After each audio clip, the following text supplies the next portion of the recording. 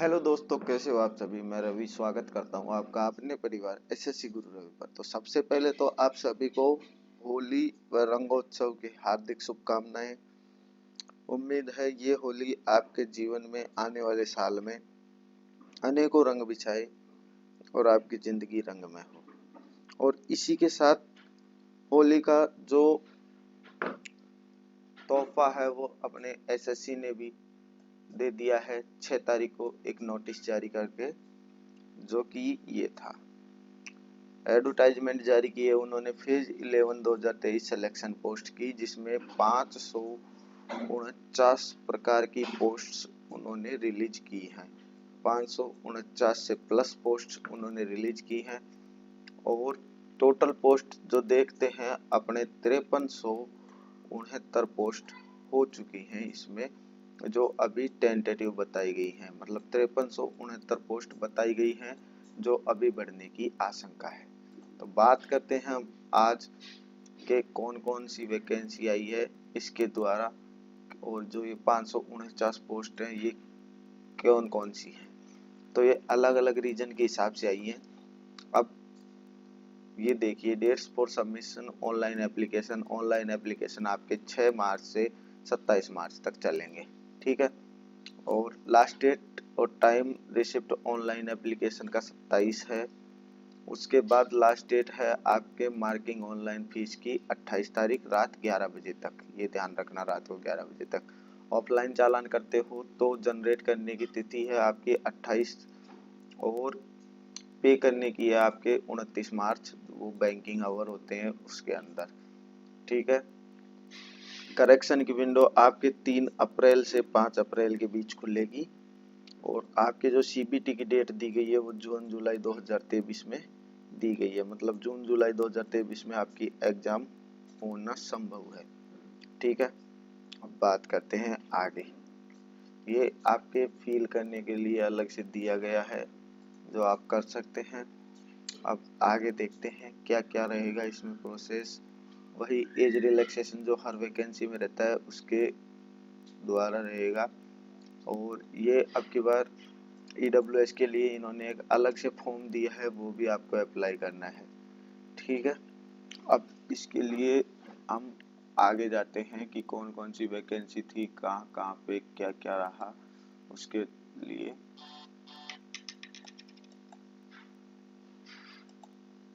पहले हम बात करते हैं यहाँ पे, हाँ, ये एज रिलैक्सेशन की। तो एज रिलैक्सेशन आपके SC ST में 5 साल का, OBC में 3 साल का, PWBD में 10 साल का, PWD OBC वालों के लिए 13 साल, SC ST वालों के लिए 15 साल, एक्स सर्विसमैन के लिए 3 साल का और डिफेंस पर्सन के लिए भी 3 साल का रखा गया है, ठीक है।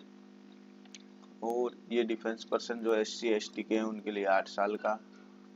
ये ग्रुप सी पोस्ट के लिए अलग से रखा गया है, ये आप नोटिफिकेशन डाउनलोड करके देख लेना, ठीक है। अब अपन आगे चलते हैं। पेज नंबर बाद में, पहले अपन ये देख लेते हैं इसका जो है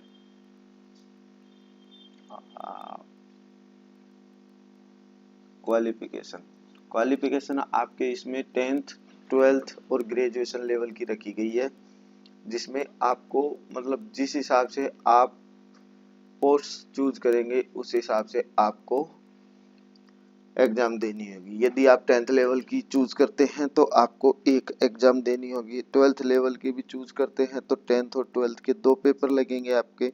ग्रेजुएशन लेवल की करते हो तो आपको 3 पेपर देने होंगे। इसमें अलग अलग पोस्ट के लिए अलग अलग आपके पेपर लगेंगे, ठीक है। अब बात करते हैं अपन एग्जामिनेशन सेंटर कहाँ कहाँ है। तो ये सेंट्रल रीजन के लिए ये रखे गए हैं, वैसे ही हर रीजन के लिए ये अलग अलग रखे गए हैं। अब जैसे NR रीजन की बताता हूँ मैं आपको। ये इसमें आते हैं दिल्ली, अजमेर, अलवर, बीकानेर, जयपुर और जोधपुर, ये सेंटर हैं। नॉर्थ रीजन के लिए हैं region director NR staff selection commission, ये आपको करवाएगा, ठीक है। राजस्थान, उत्तराखंड वगैरह ये इसी में आते हैं, ये सारे सेंटर दिए गए हैं।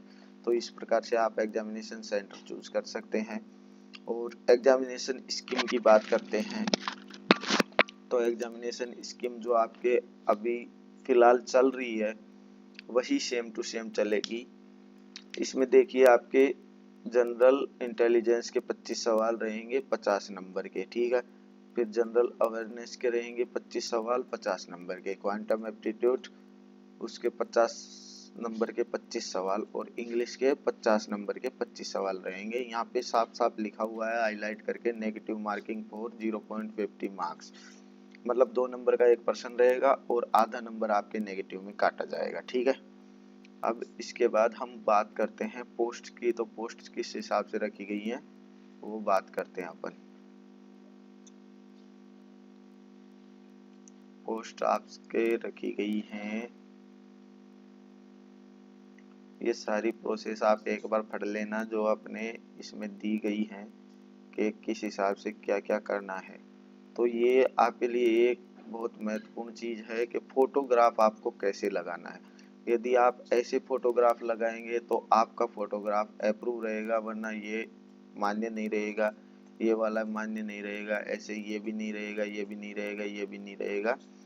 और यदि आप उल्टी फोटो लगाते हैं तो ये भी नहीं रहेगा, यदि आप डार्क फोटो लगाते हैं तो ये भी नहीं रहेगा। खास तौर पे ये ध्यान रखना है कि यदि आपने फोटो में चश्मा लगा रखा है तो आपका फॉर्म रिजेक्ट हो जाएगा, साइड की फोटो है तो रिजेक्ट हो जाएगा, छोटी फोटो है तो रिजेक्ट हो जाएगा, ये भी चश्मा लगा रखा है तो भी रिजेक्ट, और टोपी लगा रखी है तो भी रिजेक्ट हो जाएगा आपका फॉर्म, ठीक है। तो कुल मिला के आपको फोटो लगानी है, वो ये सिंपल वाली पासपोर्ट साइज फोटो आती है वो लगानी है, ठीक है। इसके बाद अब अपन बात करते हैं पोस्ट की। जो पोस्ट हैं ये देखिए, ये इस तरह से पोस्ट दी गई हैं। तो हम एनआर रीजन की बात करते हैं। ये यहाँ पे शुरू में देख लीजिए आप, SC ST OBC UR ESM OH, इसके लिए अलग अलग पोस्ट रखी गई हैं। यह आपको यहाँ पे बताया गया है। सीरियल नंबर तो आप जानते हो, रीजन आपका यहाँ से देख लेना, पोस्ट नंबर यहाँ से आपको चेक करके फॉर्म में आपको पोस्ट नंबर ही लगाने हैं डायरेक्ट। जैसे आपको सीनियर टेक्निकल असिस्टेंट के लिए फॉर्म भरना है तो आपको पोस्ट कोड NW10-123 लगाना होगा। ये आपके एज लिमिट रखी गई है जो देख लेना आप। ये आपके कौन सा पे स्केल मिलेगा, level 6, level 4, level 6, level 5, level 1, कुछ भी। और ये आपके एजुकेशनल क्वालिफिकेशन लेवल रखा गया है जो हर पोस्ट के हिसाब से अलग अलग है।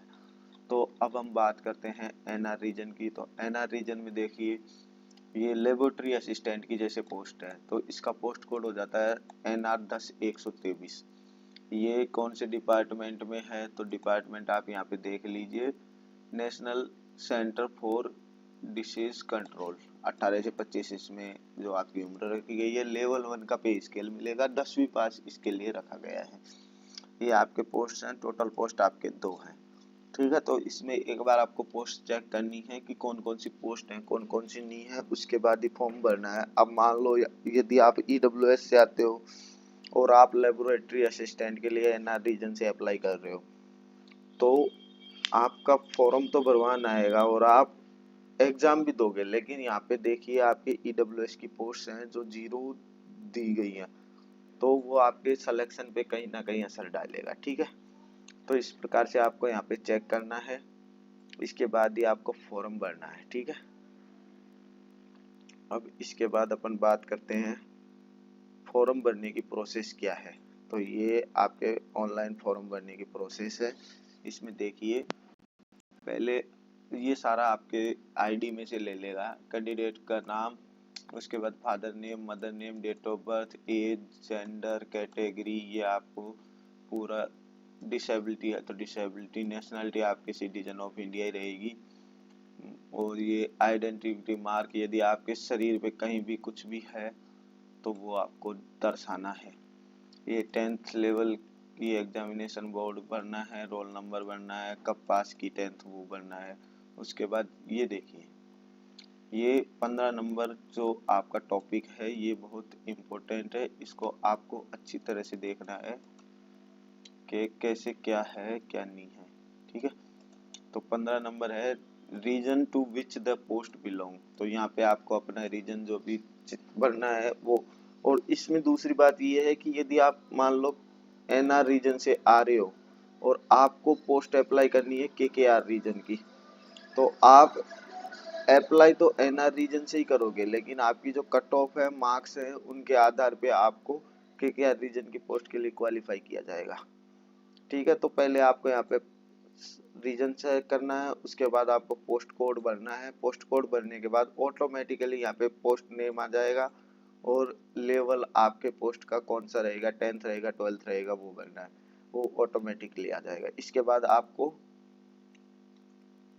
यहाँ पे क्लिक करना है जिसमें बताया गया है कि मैंने पोस्ट से रिलेटेड हर चीज पढ़ ली है। इसके बाद यहाँ पे आपको एग्जामिनेशन सेंटर भरने हैं, जो आपके रीजन के हैं वो आपको एग्जामिनेशन सेंटर भरने हैं। बाकी आपके जो नॉर्मल डिटेल्स भरवान आती है वो आपको भरनी है। ठीक है, इसके बाद यहाँ पे आपको ये डिटेल ऑफ वर्क एक्सपीरियंस, यदि आप वर्कर हो या फिर आप उसके लिए भरना चाहते हो तो आपको वर्क के लिए भरना है यहाँ पे कि कौन सी ऑर्गेनाइजेशन में आपने काम किया, कितने टाइम काम किया, ड्यूटी का नेचर कैसा रहा, और ये आपको पीरियड भरना है सर्विस का कितना रहा। इसके बाद ये आपके हो जाएगा। इसके बाद आपको यहाँ पे फोटो लगानी है और एक सिग्नेचर लगाना है। तो फोटो आपकी 20 से 50 KB के बीच की रहनी चाहिए और सिग्नेचर आपका 10 से 25 KB के बीच रहना चाहिए और JPG फॉर्मेट में ही आपकी फोटो होनी चाहिए। ठीक है, यहाँ पे आपको यस पे क्लिक कर देना है और फोटो आपके 6 दिसंबर 2022 से पहले की ना हो, उसके बाद की होनी चाहिए। लास्ट में आपको आई एग्री पे क्लिक करना है। उसके बाद ये कैप्चा कोड फिल करके प्रीव्यू पे क्लिक करना है। प्रीव्यू पे क्लिक करने के बाद आपका फॉर्म वापस से खुल जाएगा भर के। उसमें आपको चेक करना है डिटेल सही है या नहीं, यदि सही है तो फाइनल सबमिट कर देना है। उसके बाद यदि आप फीस देने के योग्य हैं तो आपको फीस पे करनी है, वरना आपको फीस पे नहीं करनी। उसके बाद आपका फॉर्म भरा आ जाएगा, तो आपको double verification of fee payment पे जाना है, वहाँ से डबल वेरिफिकेशन करना है, उसके बाद ही आपका फॉर्म एक्सेप्ट होगा। ठीक है, तो ये छोटी सी जानकारी थी जो आपके साथ साझा करनी थी।